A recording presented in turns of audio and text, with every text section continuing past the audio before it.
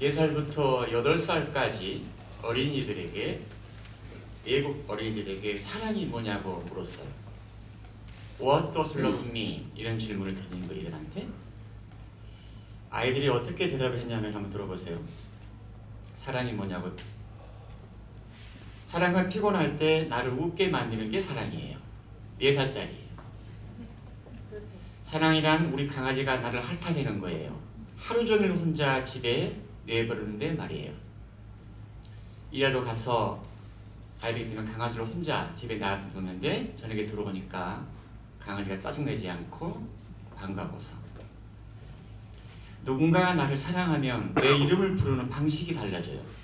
상대방의 입에서 내 이름이 안전하다는 것을 알 수 있어요. 4살짜리예요. 놀랍잖아요? 사랑이란 한 소녀가 엄마의 향수를 바르고 또 한 소년이 아빠의 아프터 세이브를 바른 후에 만나서 서로의 향기를 맡는 게 사랑이에요. 5살짜리는 더 잘 사랑하는 법을 배우고 싶다면 미워하는 친구부터 시작해야 돼요. 사랑이란 엄마가 아빠를 위해 커피를 끓인 후에 아빠에게 드리기 전에 맛이 괜찮은지 한 모금 맛을 보는 게 사랑이에요.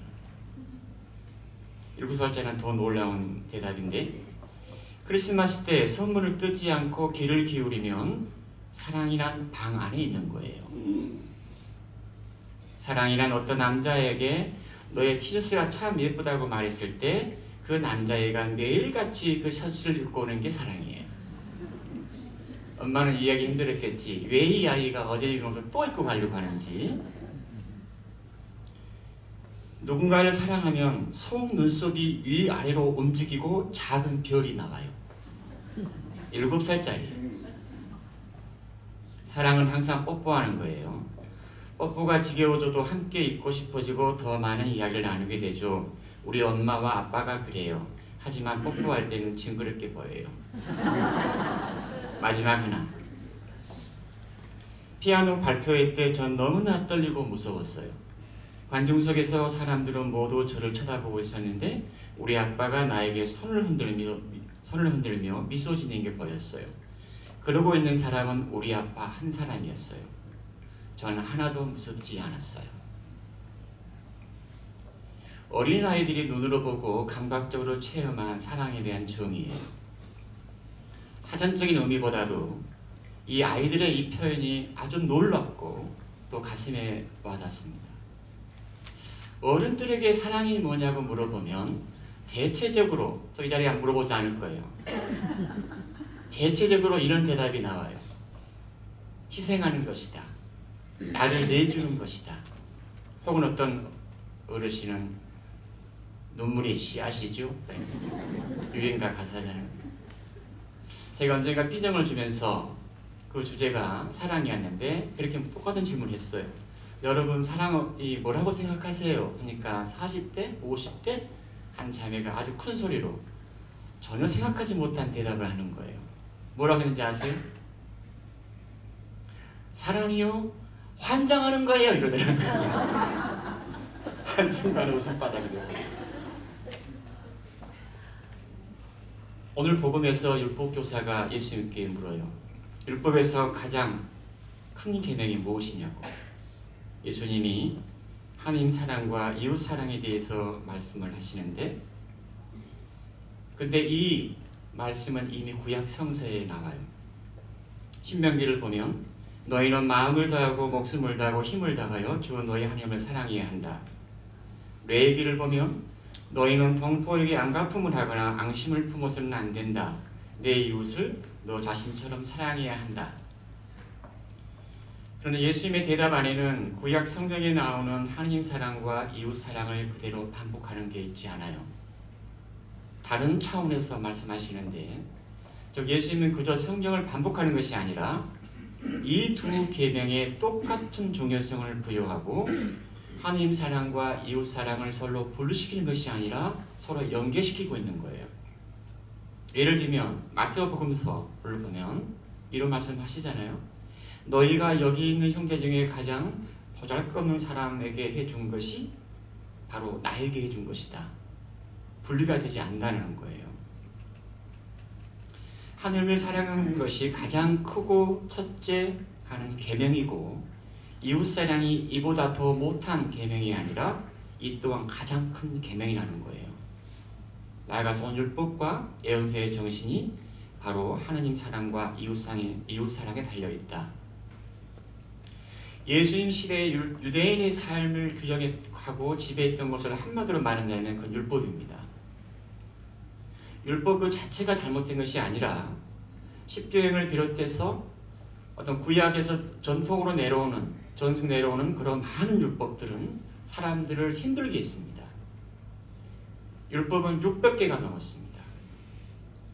율법을 지키는 것이 하나님을 알게 하고 생명으로 가게 하고 구원으로 가게 하기보다도 그 당시 율법은 멍이고 굴레고 속박이고 부자유입니다. 다르게 보면 율법에는 사랑도 없고 자비도 없고 은총도 자리할 수 없었던 그런 율법과 그런 사회적인 구조였습니다. 그래서 예수님의 말씀은 율법의 정신은 사랑이어야 하고 율법을 해석하는 기준도 사랑이어야 한다는 겁니다. 율법과 예언서의 정신, 이것은 구약 전체를 말하는데 율법과 예언서는 사랑은 또 나와야 되고 또한 사랑도 향해야 한다는 그런 뜻으로 저는 이해를 합니다. 예수님이 하느님을 사랑하라 하고 이웃을 사랑하라고 합니다. 그런데 왜 우리가 하느님을 사랑해야 되지? 왜 이웃을 사랑해야 되는 겁니까, 우리가? 하느님은 사랑 그 자체라고 하는데 과연 예수님이 우리의 사랑을 필요로 할까? 저는 그런 생각이 드는 거예요. 내 몸도 돌보고 내 마음도 돌보기 힘들어 죽겠는데 어떻게 다른 사람을 내가 돌봐? 천주교 신자이기 때문에? 아니면 의무이기 때문에? 사랑을 의무로 한다는 게 좀 그렇잖아요? 사랑은 아주 자연스럽게 올라오고 자연스럽게 상대방에 흘러가고 오고 가는 마음인데 숙제하듯이 의무로 할 수 있는가? 사랑이라는 것을? 또 아니 그렇게 하는 것이 가능하긴 한가? 또 그렇게 하는 것이 정말 진정성 있는 사랑인가? 저는 이런 의문을 던지는 거예요. 요한은 우리가 하나님을 사랑한 것이 아니라 하나님께서 먼저 우리를 사랑했다라고 말을 합니다. 그리고 그 사랑은 당신의 아들을 속죄 제물로 내놓고 그 대가로 우리에게 생명과 구원을 주셨다라고 얘기를 합니다. 즉 예수님을 통해서 하나님의 사랑을 알았다고 얘기를 합니다.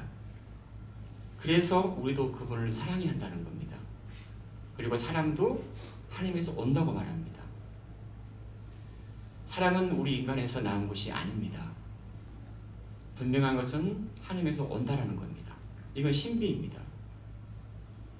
그런데 과연 우리가 요한이 말한 것처럼 그렇게 하나님의 사랑에 대해서 우리가 알고 있고 체험하고 있는가? 적어도 저는 이렇게 말할 수 있을 것 같습니다. 이 생명은 부모를 통해서 왔지만 근본적으로는 하나님에서 왔다고 저는 믿습니다. 두 번째로는 내가 어떤 상황이 있든지 간에 나는 하나님께 예수님께 아무런 조건 없이 받아들여진 체험이 있습니다.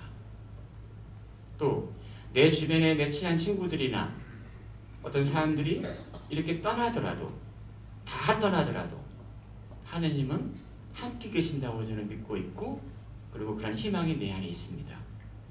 그래서 아무런 조건 없이 받아준 하나님께 저는 그분께 어떤 마음이 있고 어떤 의무가 내 안에 자리하고 있는 겁니다. 저는 이러한 하나님의 사랑을 생명을 돌보는 마음이라고 저는 표현을 합니다. 하나님은 세상을 살아가게 하고 살아있게 합니다. 그분께는 모든 세상의 생명체들이 소중하고 특히 당신을 닮은 인간이 귀하고 소중하기 때문에 사랑하는 겁니다. 우리가 뭘 잘해서가 아닙니다. 부모가 아기를 돌보고 또 자식들이 연로하고 병든 부모를 돌보고 메말라가는 어떤 화초에 물을 주는 거 힘들어하는 친구를 위로하고 함께 해주는 거 그 모든 것이 사랑이고 생명을 돌보는 마음입니다. 그래서 복음에서 말하는 사랑이라는 것은 그저 누군가를 좋아하거나 싫어하는 감정이 아니라 생명 그 자체에 대한 존중이고 돌보는 것이 사랑입니다. 하나님을 사랑한다는 것은 내게 대한 하나님의 무조건적인 사랑을 존재 깊숙이 체험하게 될 때 아주 자연스럽게 올라옵니다. 그래서 복음적인 사랑은 나를 넘어서게 합니다. 우리 인간은 너무나 한계가 뚜렷하고 약함이 많습니다. 또한 우리는 너무나 어떤 조건에 익숙해져 있습니다. 그래서 내 힘으로, 내 능력만으로 사랑하기가 어렵거나 아니면 불가능하까지 합니다. 우리가 그런 말 하잖아요. 사랑을 받아본 사람이 사랑할 줄 안다고. 그래서 하나님의 사랑을 체험한 사람은 자연스럽게 이웃사랑으로 흘러갈 수밖에 없습니다. 다르게 말하면 사랑이 사랑을 부른다는 겁니다. 우리가 사랑할 때 무엇이 일어나는가? 경험적으로 보면 사랑할 때는 두 사람과의 관계 안에서 어떤 심리적인 연결이 일어납니다. 그러잖아요. 심리적인 연결. 어려 청년 미사할 때는 그런 표현을 했습니다. 청년들은 그것을 썸 탄다는 말을 합니다. something. 썸 탄다. 사랑을 하게 되면 두 사람 사이 관계에서 썸이 타. 서로 심리적인 연결이 일어난다는 겁니다. 맞는 얘기입니다. 사랑하는 사람은 아주 멀리 떨어져 있어도 서로 간의 마음이 연결되어 있음을 느낍니다. 만약에 우리가 하나님과의 어떻게 심리적인 연결을 할 수 있는가? 기도겠죠. 그러잖아요. 기도를 통해서 나는 하나님과 심리적 연결이 됩니다.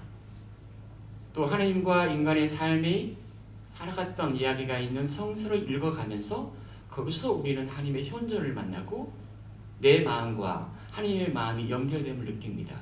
심적인 연결입니다. 그렇다면 어떻게 사랑할 것인가? 한 가지만. 저희들은 이제 1년에 한 번씩 연피정을 합니다.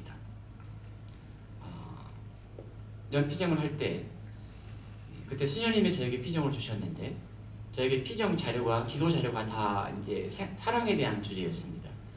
구약에 나오는 성서, 신약에 나오는 성서. 그래서 그 기도 자료를 받고 제 방에 앉아서 기도를 하려고 하는데 그냥 성서를 좀 옆에 밀어놓고 이 하얀 백지에다가 하트를 그렸습니다. 하트가 사랑의 심볼이잖아요. 하트를 이렇게 그려놓고 그걸 보고 있는데 이제 그게 제 기도 자료인 거예요. 그래, 사랑이 무엇인가? 저걸 사랑이라고 하는데 도대체 사랑이 뭐야?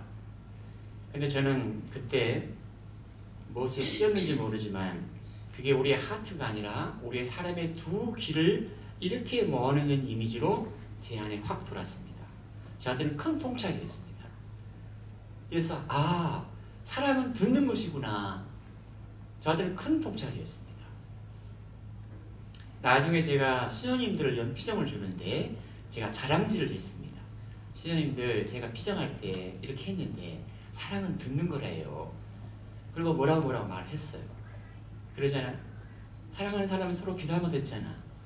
애기들 태어나가지고 말도 안 들으면서 엉화될 때 그게 너무 신기하고 사랑스러워서 엄마들은 기도하면 듣잖아. 그럼 무슨 말인지 알잖아요. 아빠들은 모른대. 무슨 말 하는지 애기들이. 라고 했더니 어느 수녀님이 나가면서 쪽지를 건네주는 거야. 쪽지를 펼쳐보니까 영어로 적어졌는데 영어로 뭐라고 적었냐면 우리 주보에도 나와 있는데 The first duty of love is to listen. 사랑의 첫 번째 듀티, 의무는 듣는 것이다. 그리고 폴 틸리. 폴 틸리는 독일의 유명한 조직 신학자입니다. 어쩌면 수녀님은 그 쪽지를 건네주면서 웃고 갔는데 야, 너 사랑을 듣는 거라고 말을 하는데 이미 폴 틸리가 이미 말을 다 했어. 까불지 마. 아니면 네가 말한 것에 대해서 어떤 확인을 해주는 거죠. 폴 틸리가 이런 말을 했다. 맞는 얘기다. 네가 한 말이야. 사랑의 첫 번째 의무는 듣는 것이다. 이 listen, 듣는다라는 것을 조금 다른 말로 표현하면 바꿔보면 경청이 되겠죠. 뭔가 주의 깊게 그 사람의 마음을 헤아리면서 귀담아 들어주는 거. 내가 그 사람의 말을 동의하고 아니고는 다른 차원인 거예요. 우리는 처음부터 판단이 일어나기 때문에 안 들으려고 하거든요. 안 들으면 그 사람을 거부하는 거라고 생각을 해요. 상대방은. 그러잖아요. 그래서 사랑하는 것은 참 어려운 일이지만 듣는 것부터 시작하는 것이 가장 좋은 것 같아요. 거기서 사랑이 시작될 것 같아요. 들음. 내가 사랑하는 것은 나의 한 부분이 된다. 헬렌 켈러가 한 말.